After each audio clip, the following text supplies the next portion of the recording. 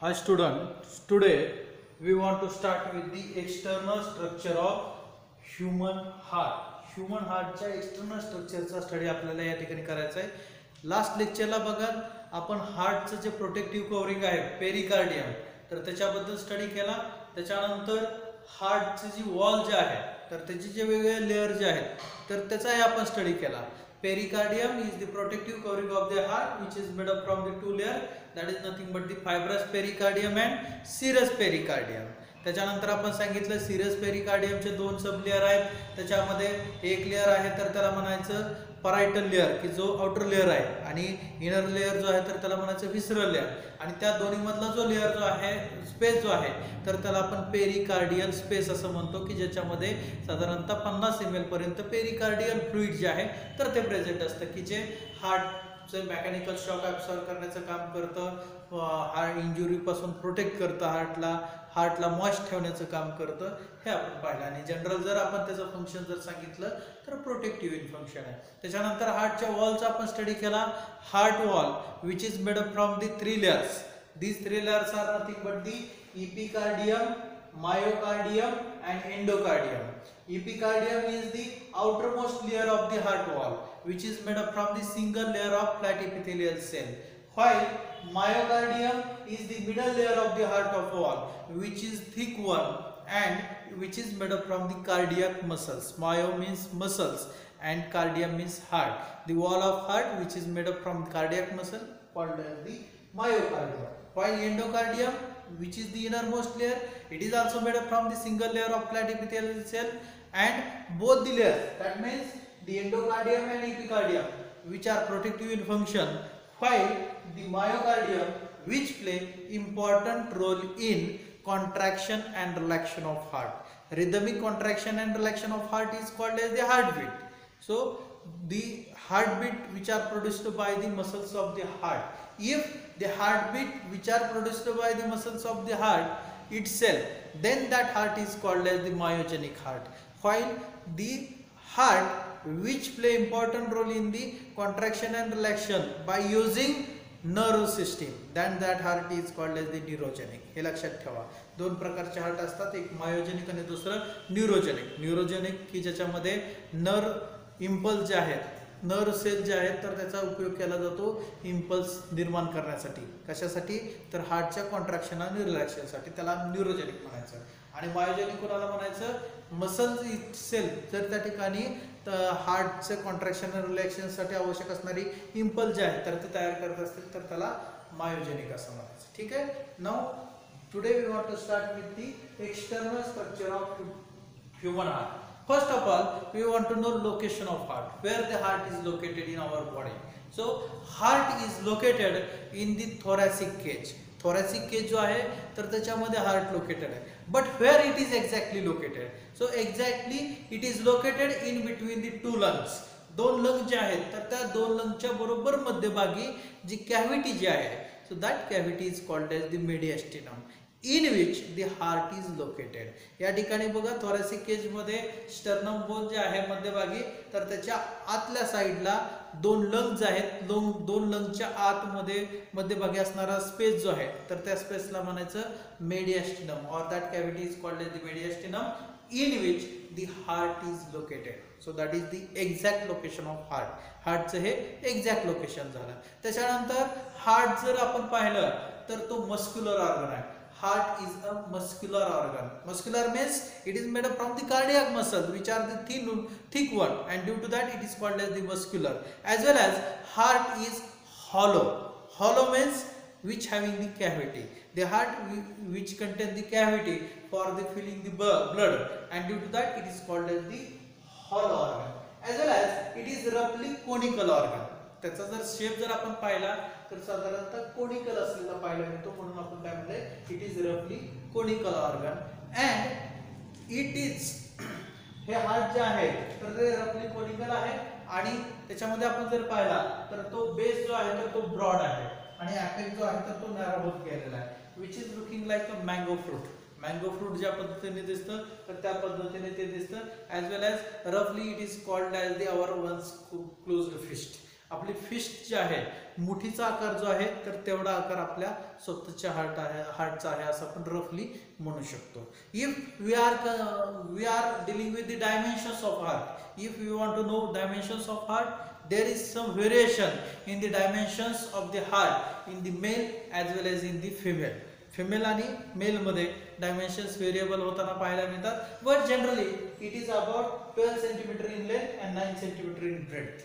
साधारणतः 12 centimetre length आहे आणि 9 सेंटीमीटर एवढी ब्रेथ असलेली ह्युमन हार्टची पाहायला मिळते. Then the weight which is also variable in male and female. In female the heart is about 250 gram in weight. Female मध्ये जर आपण लक्षात घेतलं अडल्ट फिमेलचं वेट सांगतो आपण हार्टचं, तर अडल्ट फिमेल मध्ये हार्टचं वेट जे आहे तर ते 250 ग्रॅम असलेलं पाहायला मिळतं. while adult male the weight of heart which is about 300 gram. 300 gram एवढं मेल मध्ये वेट असलेलं पाहायला मिळतं, while in female which is about 250 gram in weight. So these are the dimensions of a heart. When we want to study the color of heart, so heart is reddish brown or dark red in color. Reddish brown म्हणा किंवा red किंवा dark red किंवा dark brown असं जर म्हटलं तर चालू शकतो. So which is dark red in color. So human heart which is externally mainly divided into two parts due to presence of the sulcus. Sulcus एक असेल तर सल्कस म्हणायचं, अनेक असतील तर सल्की म्हणायचं, ज्याला आपण डिप्रेशन असं म्हणतो. So due to that the externally heart is divided into two parts. The upper superior parts which are commonly called as the auricle, while lower inferior part are called as the ventricles. त्यांना आपण ventricles असं म्हणतो. Lower जे part आहे त्याला ventricle म्हणायचं, upper पार्टला auricle असं म्हणायचं. So these are separated due to the presence of the inter auriculo ventricular sulcus or that sulcus which is also called as the coronary sulcus which form the coronary sinus, की ज्याची मध्ये coronary sinus तयार होते. So that coronary sinus which contain the coronary artery and coronary vein. coronary artery आणि coronary vein जे आहेत तर ते त्याच्यामध्ये प्रेझेंट असतात. coronary artery supply the oxygenated blood to all wall of the heart. हार्टची जी पूर्ण वॉल जे आहे तर त्या पूर्ण वॉलला ऑक्सिजनेटेड ब्लड सप्लाय करण्याचं काम जे आहे तर ते कोरोनरी आर्टरीद्वारे केलं जातं. while coronary vein collect all deoxygenated blood from wall of heart into the heart. Heart मध्ये हार्टच्या वॉल मध्ये असणारे जे डिऑक्सिनेटेड ब्लड जे आहे तर ते कलेक्ट करून हार्ट मध्ये म्हणजेच हार्टच्या या राईट ऑरिकल मध्ये आणण्याचं काम जे आहे तर ते कोरोनरी आर्टरीद्वारे केलं, कोरोनरी वेनद्वारे केलं जातं.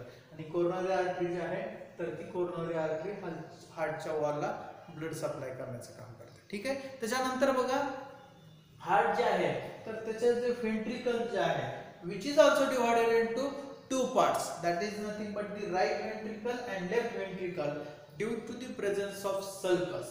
sulcus present आहे त्यामुळं वेंट्रिकलचं रूपांतर राईट वेंट्रिकल आणि लेफ्ट वेंट्रिकल मध्ये झालेलं पाहायला मिळतं due to the sulcus. that sulcus is called as the interventricular sulcus. दोन वेंट्रिकल मध्ये असणारे sulcus आहे म्हणून त्याला interventricular sulcus म्हणायचं, की ज्याच्याद्वारे राईट वेंट्रिकल आणि लेफ्ट वेंट्रिकल जे आहेत ते तयार झालेले पाहायला मिळतात. त्याच्यानंतर हार्ट पासून बऱ्याच व्हेन्स आणि बऱ्याच आर्टरी ज्या आहेत तर त्या ठिकाणी बाहेर निघताना किंवा आत जाताना पाहायला मिळतील. तर त्या वेगवेगळ्या आर्टरी आणि व्हेन्स ज्या आहेत तर त्याचा आपल्याला या ठिकाणी स्टडी करायचा आहे. So systemic aorta which arises from the left ventricle. Left ventricle जे आहे तर त्याच्यामधून सिस्टमिक अवॉर्टा जो आहे तर तो बाहेर आलेला पाहायला मिळतो. Which provide the oxygenated blood to the all body parts. It divides and redivides to form the artery and arteriole respectively. ठीक आहे. त्याच्यानंतर या ठिकाणी लेफ्ट पल्मोनरी आर्टरी जे आहे so which is arises from the right ventricle. Right ventricle जे आहे की ज्याच्यामध्ये डिऑक्सिनेटेड ब्लड असणार आहे.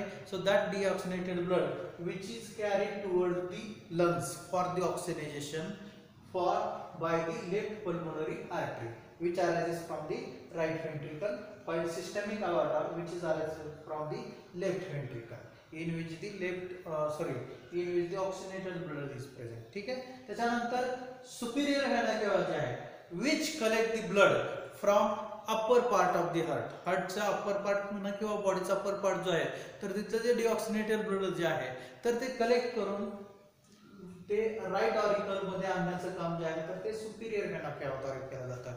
while inferior vena cava collect the deoxygenated blood from the lower parts of the body. बॉडीचा जो लोअर पार्ट जो आहे तर तिथून डिऑक्सिनेटेड ब्लड जे आहे तर ते डिऑक्सिनेटेड ब्लड कलेक्ट करून राईट ऑरिकल मध्ये आणण्याचं काम जे आहे तर ते सुद्धा त्या ठिकाणी इन्फेरियर व्हेना केव्हाद्वारे केलं जातं. त्याच्यानंतर it also shows the left pulmonary veins as well as the right pulmonary veins. So these veins collect the blood from the lungs and which arises into the left auricle, which comes into the left auricle and opens to conduct the oxygenated blood from the lungs into the heart. ठीक आहे. आणि त्याच्यानंतर बघा इथं right auricle जे आहे आणि left auricle याच्यामध्ये एक लिगामेंट सारखा भाग दिसतो तर तो म्हणायचं लिगामेंटम आर्टरिओसम आणि त्याच्यापासून लहान डक्ट येते तर त्याला म्हणायचं ductus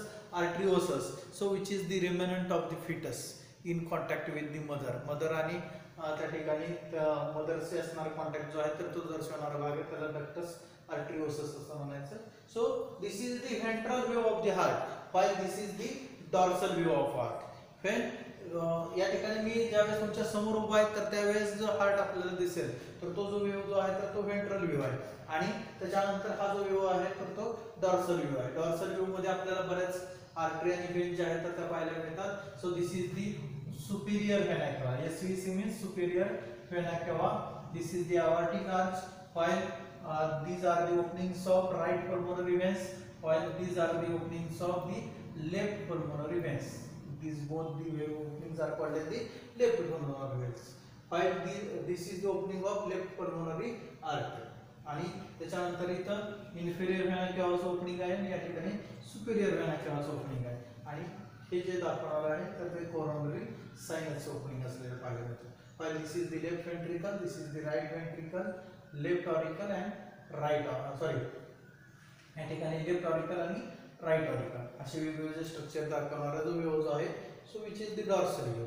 so this is the ventral view which showing the external structure of heart. हार्टचं जे एक्सटर्नल स्ट्रक्चर जे आहे तर ते या फिगरद्वारे याच्यावरती क्वेश्चन विचारला जाऊ शकतो. Sketch and label external structure of heart जर विचारलं तर ह्या दोन्ही फिगर काढावं लागतील.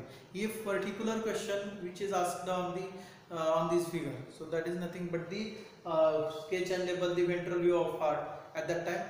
So this figure which is referred or which is ती काढली जाऊ शकते आणि जर या ठिकाणी डॉर्सल व्ह्यू विचारला तर ही फिगर जी आहे तर ती काढली जाऊ शकते. ठीक आहे. तर आज आपण बघा एक्सटर्नल स्ट्रक्चर ऑफ हार्टचा स्टडी केला.